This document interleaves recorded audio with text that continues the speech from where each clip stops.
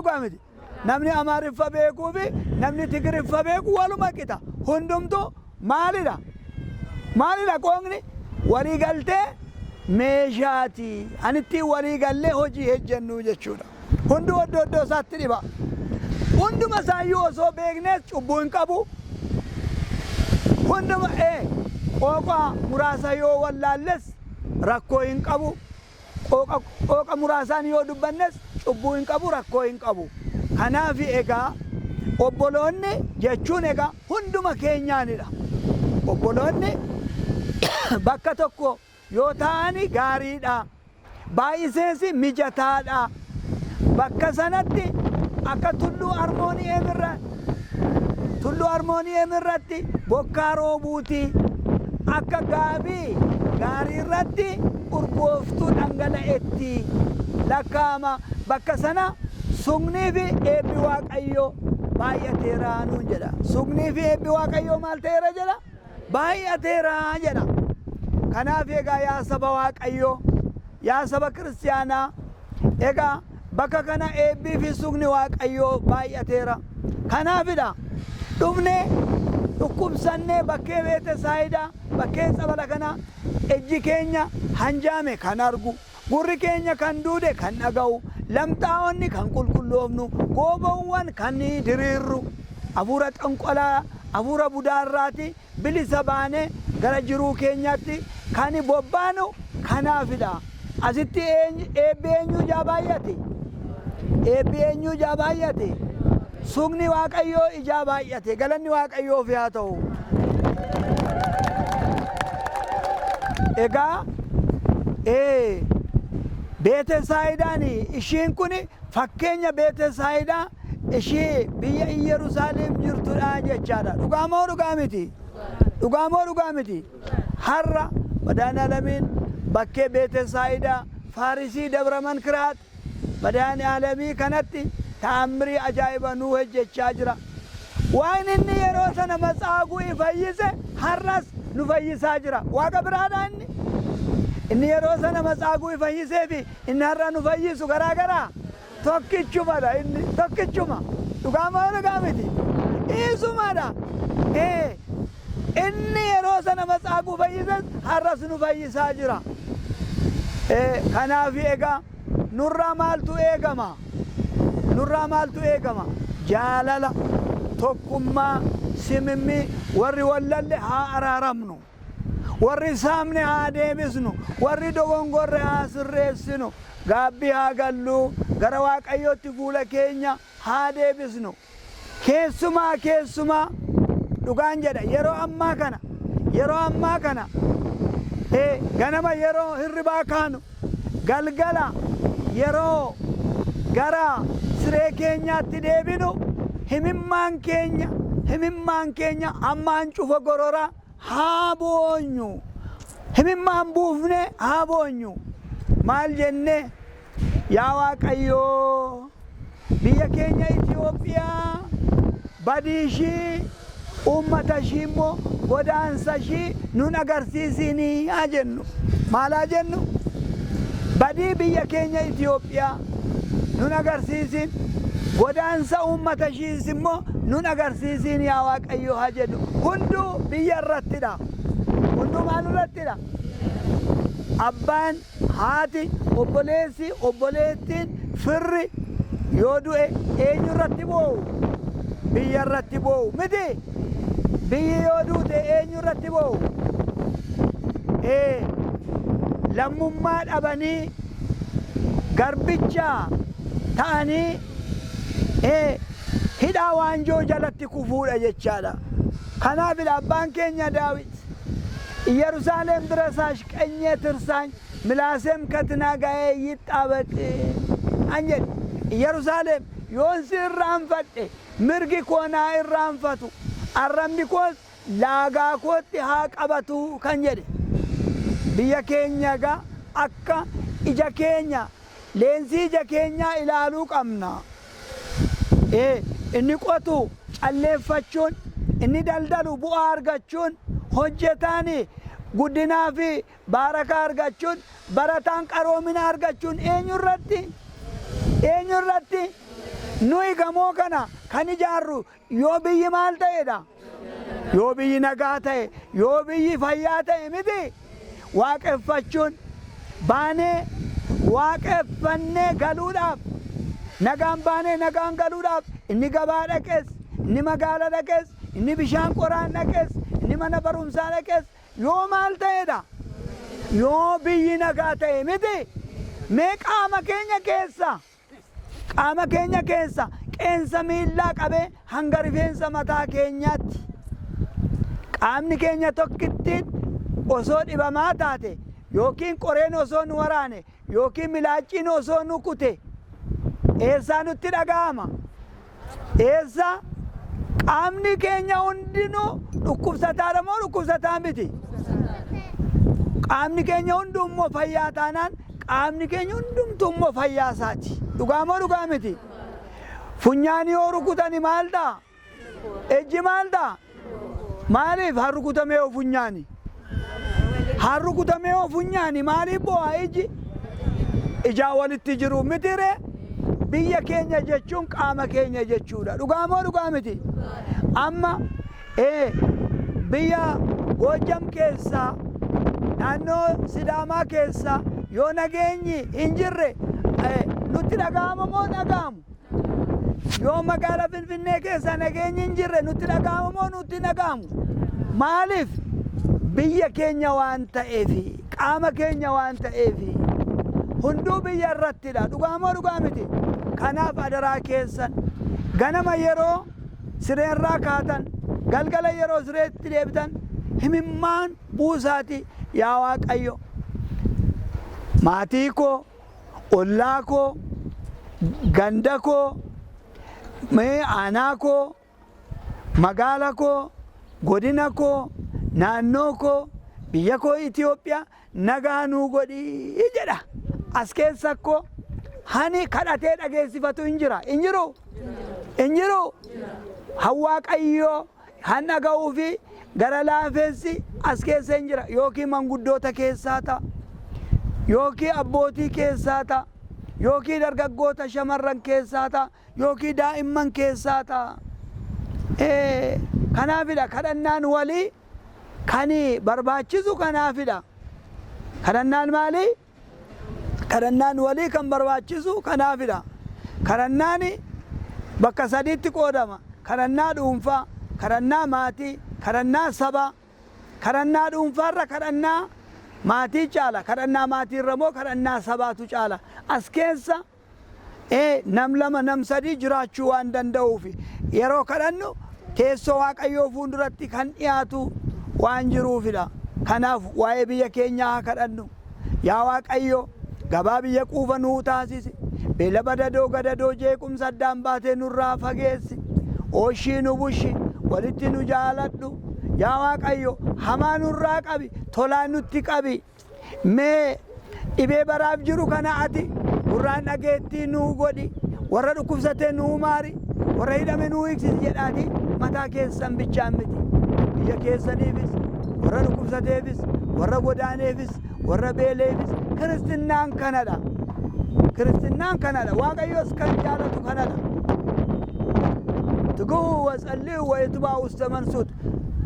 Gara qormaataatti akka hin galle jabaadhaatii kadhadhaa duun jedha. Kanaaf egaa Waaqayyo biyya keenya nuuf haa eegu. Waaqayyo hamaarraa nu haa baraaru. Waan gaarii hejjenne gaabbii gallee warri wallolle araaramne, warri saamne deebisne, warri dongorre sirreessine, foonsaa nyaanne, dhiigasaa dhugne, barakata lafaa barakata samii arganne, dhaaltuu mootummaa isaa hirmaattuu sugasaa akka taanu Waaqayyo nu haa gargaaru. Waaqayyo dhuma keenya xumura keenya nuuf haa bareechu. Argatanii dhabuu, guddatanii xiqqaachuu, ka'anii kufuu, qulqullaa'anii xuraa'uu Waaqayyo nu haa baraaru. Waaqayyo gooftaan keenya akka dogongora keenya, akka balleessaa keenya osoo hin taane, akka gara laafina isaa, akka dhiifama isaa dhiifama nuuf haa godhu. Waaqayyo gooftaan akka cubbuu keenyaa nutti hin ilaaliin, badiirraan nu haa eegu. Isa obboleessaaf obboleessi wal lolu walitti nuuf haa araarsu. Mee jaatamii jaa afuura jaatamii jaa kana nurraa haa balleessu. Amma hannu walloshiisaa jiru, hangaraa walitti nu jabeessaa jiru, dhiigni namaa akka dhangala'u kan gochaa jiru jaatamii jaadha. Afuura jaatamii jaa. 666 እርኩስ መንፈስ ነው ይሰራ። haa kadhannu yoo kadhanne kadhannaadhaan ofirraa hin fageessina seexana mormaa innis isinirraa fagaataa jedhe madaaniyaalamin. ዲያብሎስን ተቃወሙት እሱም ከእናንተ ይርቃል ይላል። ከናፊ ሀራ ፋሽኒን ገባadhaa binnu kun jaatamii jaa hanirra hin jirru kopheerra jira, hoccuurra jira, homarra jira. yeroo hoccuu bittanillee yeroo meeshaa gabaatii bittanillee midhaanillee haa ta'u adaraa keessan yoo luba argitan eebbisiisa. yoo kanaachi harka keessaniin akkas godhaati bishaanillee yoo dhugde mallatteeffadhuuti maqaa abbaa kan ilmaa kan hafuura qulqulluu waaqa tokkoon ameen jedhaati. isa nyaattanis isa dhugdanis isa uffattanis isa gabaatii bittanis mallatteeffadha. callistanii wayyaa ahizaabotaas bittanii uffatiina waan irra jiru hin beektani. amma as keessa wanti kiristiyaanni koo gosa tokko uffata malee buraa burreen uffatu. amma itilbasuu libsa haaraa ilaal wayyaa ahizaabotaa hin uffatinaa jedhu. amma inni buraa burree kun mee ol gahimeeti ol gahiati isheen kun ishee garana كاي أولما كايل أولما إلا لا قميصي إلا كوني تاغلان دراتي كوفاو إلا إني كون اللي إني برابر يكون أكتنا ما جيب بسيس. أنا تا يو ديما تي ديما يو قراج تي قراج يو أدي تي أدي أفدا برابر يكون إنه فتيلا بك هم بريد التاني ترى بدير أيزابوني كاني jaatamii jaa irratti maxxansanii caammaa irratti fannoo Kiristoos irratti maxxansanii akka fannoon Kiristoos fannoon koo humna keenya, fannoon abdii keenya, fannoon fayyisaa lubbuu keenya kan ittiin diinni kufe, kan ittiin diinni barbadaa'e, kan ittiin diina injifanne lakko. Kopheellee yeroo bittan ilaalaa fattashaa hani fannoon Kiristoos irra jiru irran ejjetiinaa bittanii dhugaan siniin jedha. seexana gammachiifna malee waaqayyoon hin gammachiifnu. kanaaf wanta bittanii ilaala. kanadha kan garaa walitti nu jabeessu. hanyaannurras hanuugnurras hanuuffannurras jaatamii jaa hanirratti hin maxxanneen jiru. hanirratti hin maxxanneen jiru. keessumaa fiilmii qaanaa kana yeroo ilaaltan waan achi keessa hin dabarreen jiru. amma mucaan tokko hin jirti as keessa yeroo fannisan yeroo ajjeesan ilaalteeti dhaqee manfasiin sun itti darbe kushinaa keessatti uffannifte. mucaan maal fakkaattu yeroo lama waaqayyo irraa buusise kunoo manfasiin qaanaa sunis qabamee as jira. fiilmiillee yeroo ilaaltan maal ilaaluu akka qabdan ilaalaa. nu kaasee kan nu eegashiise kan nu xumursiise waaqayyoof galanni haa ta'u. barakata isaa eebbasaa durraa bushuu. kunoo warra waldaa qulqullootaa maabara quddusaanii immoo waaqayyoo isaan haa jiraachisu. yeroo hedduu dhufaniiti asiiti nu cina dhaabbatanii hojii keenya isa hojjete hojii mana kana keessaa kan hojjetame ilaaluudhaan nu jajjabeessuudhaan haamlee nu laachuudhaan amma isaan suni lecturer guutaa jedhamu guutaa sharuu jedhamu dhugaan jedha kitaaba hedduu gara 20 oli baasaniiru. kana biratti immoo hani barsiisani Baahir Daaridha. maastersii isaanii achumatti fudhatanii akka seekshiniitti tokkoffaa waan ba'aniif hin gadhiifnu jedhee yuunivarsiitiin sun achumatti hambise. biyya Baahir Daaritti jechuudha. inni achii tajaajilaa jiru. asii immoo dhaloonni isaanii aanaa godinuma Shawaa Lixaa kana ta'e aanaa maqaasaa meettaa roobii aanaa meettaa roobiidha. Achii gara manneetii amantaa gargaaraa jiru.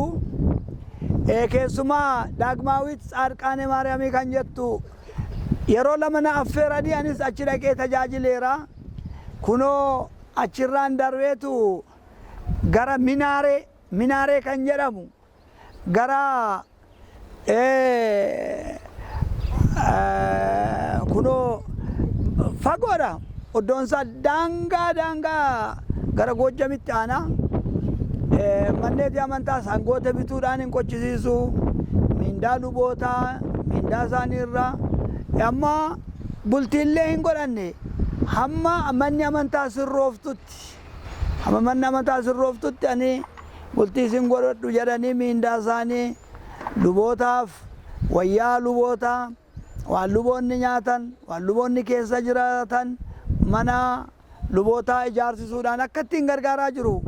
Akka aanaattis akka godina kanaattis bakka hedduuttu amma immoo manneetiin amantaa bakka hedduutii cufamaa waan jiruuf mee motoraanii barsiistonni illee dhaqanii akka aanaa kanaattis akka godina kanaattis akka barsiisanii sagalee Waaqayyoo isa cufame akka barsiisanii jedhaniitu kunoo amma motoruma sadan tokkollee walitti qindeessaa jiru. Haala jiru biyya alaatis biyya keessaas walitti qindeessaa jiru.